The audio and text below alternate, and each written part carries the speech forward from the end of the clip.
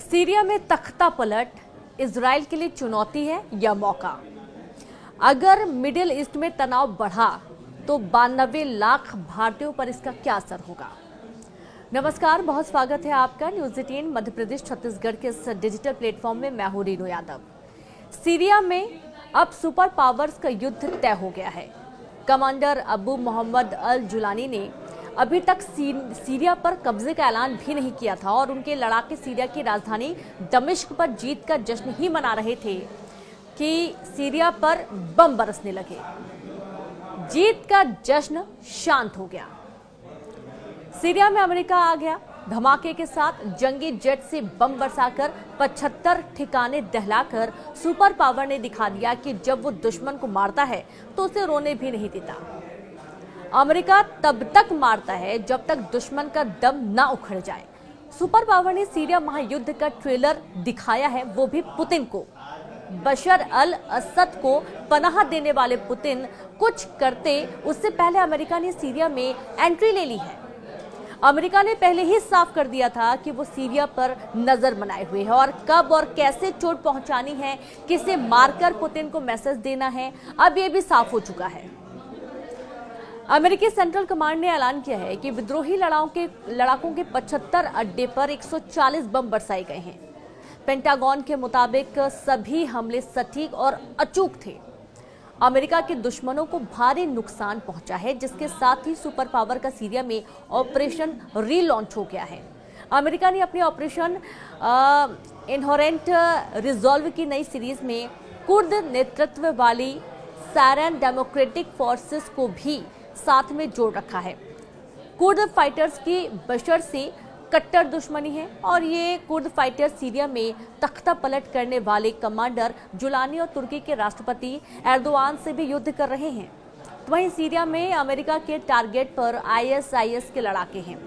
America ने धमकी दी है कि सीरिया में कमांडर जुलानी ने गलती से भी टेरर ग्रुप के साथ हाथ मिलाया तो सर्वनाश होना तय है।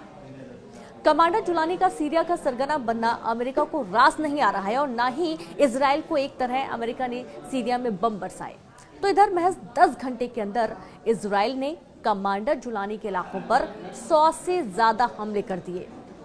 दावा तो यहां तक किया जा रहा है कि रूस भागने के बाद असद के सीरिया पर अब इजराइल एक बड़े इलाके में कब्जा करने जा रहा है। आखिर सीरिया में ये कैसा खूनी खेल, इसे अब इजराइल के हवाई हमलों से समझ सकते हैं।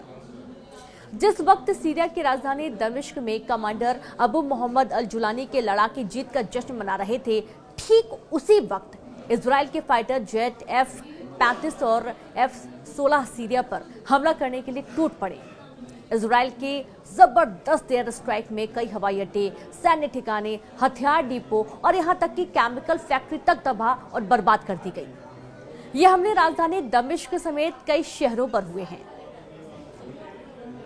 एर्दोगन का खासम खास जुलानी से अमेरिका नफे नुकसान का गुणा भाग कर रहा है और इससे भी ज्यादा सुपर पावर को खतरा इस बात से है कि बशर अल असद ने मॉस्को में डेरा जमा लिया है।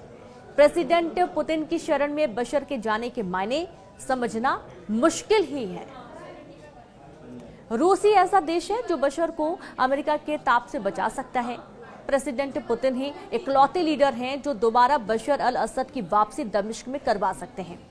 पुतिन बशर के मिशन इम्पॉसिबल को पॉसिबल बनाने का दम खम रखते हैं।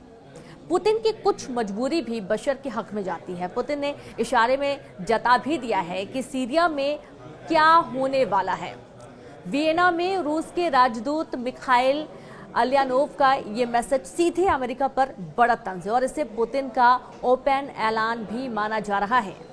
मिखाइल ने पुतिन के इरादे जाहिर करते हुए लिखा है कि रूस कठिन परिस्थिति में अपने दोस्तों को धोखा नहीं देता और यही रूस और अमेरिका में अंतर है। मतलब ये कि रूस सीरिया में एक्टिव है और अमेरिका से ज्यादा गहरी पैठ रखता है। सीरिया में रूस और अमेरिका के सैनिकों के जमावड़े में बहुत बड़ा फर्क है। और चलिए अब ये एक वीडियो आपको दिखाते हैं जहां कमांडर जुलानी के लड़ाके जिस जेल का गेट खोल रहे हैं, इसे सीरिया का नर्क लोग कहते हैं और इस जेल में सीक्रेट बंकर हैं जहां टॉर्चर और तमाम टॉर्चर सेल हैं, फांसी घर हैं, बैरक अलग अलग बने हुए हैं। सीरिया के सैदनाया जेल की एक एक कोठरी खूनी नरसंहार की गवाह है। धरती के नीचे 3 तल्ले में फैली इस सुरंग नुमा जेल से जुड़े दिल दहलाने वाले किस्से हैं। कमांडर जुलानी के कट्टर लड़ाके इस जेल को बशर अल असद का बूचड़खाना भी कहते हैं। साल 1990 में बनाई गई ये जेल 24 आते आते बंद कर दी गई। अब भी इस जेल के कुछ सेल के गेट खुले नहीं रहे। सीक्रेट कोड से लॉक इस जेल से बशर अल असद गुप्त ऑपरेशन की प्लानिंग कर सकते हैं। तो वहीं अब मतलब साफ है कि जिस तरीके की स्थिति अभी बनती हुई नजर आ रही है, उससे कहीं ना कहीं तख्ता पलट की राजनीति जोरों शोरों से चल रही है। एक तरफ रूस, ईरान, चीन अपना दांव खेल रहे हैं, तो वहीं दूसरी तरफ अमेरिका, तुर्की, कतर और इजराइल मिलकर सीरिया पर कब्जा करने में जुटे हैं। सीरिया और इजरायली सेना के दावों के मुताबिक लगभग 18 घंटे पहले इजरायली वायुसेना ने F-35 और F-16 जेट से सीरिया पर ताबड़तोड़ एयर स्ट्राइक की है। दावा यह भी किया गया कि सीरिया की राजधानी दमिश्क के काफर सूसा पर बड़ा हवाई हमला हुआ है और इसके अलावा इजरायली जेट्स ने माउंट कौसिलोन में मौजूद हथियार डिपो को भी उड़ा दिया है। दावा तो यहां तक भी किया गया है कि इजरायली वायुसेना ने F-35 और F-16 जेट से खालखाला एयरबेस को भी उड़ा दिया है। दावा यह भी है कि इस एयरबेस पर कई तरह की मिसाइलें मौजूद थीं जो जुलानी के लड़ाकों के हाथ लग सकती थी। अब सवाल ये उठता है कि इजरायली सेना सीरिया में इतनी तेजी से हमले कहां और क्यों कर रही है, तो जरा इस पर भी आप समझ लीजिए।